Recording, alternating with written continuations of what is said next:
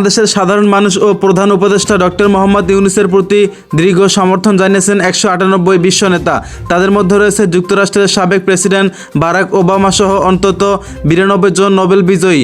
বুধবার 4 সেপ্টেম্বর মার্কিন যুক্তরাষ্ট্রের প্রভাবশালী সংবাদ মাধ্যম ওয়াশিংটন পোস্টের এক প্রতিবেদনে এই বিশ্ব নেতা 198 বিশ্ব নেতা স্বাক্ষরসহ একটি বিবৃতি প্রকাশ করা হয়েছে।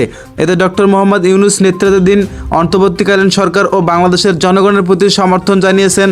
বিশ্ব নেতারা বলেছেন, আমরা প্রকাশ্যে নোবেল বিজয়ী বাংলাদেশের অন্তর্বর্তী সরকারের প্রধান উপদেষ্টা অধ্যাপক মোহাম্মদ ইউনূসের প্রতি সমর্থন ও শুভেচ্ছা জানাচ্ছি। তারা বলেছেন, বাংলাদেশের অন্যান্যদের মতো অধ্যাপক ইউনূসও স্বৈরাচারের দ্বারা নির্যাতনের শিকার হয়েছেন।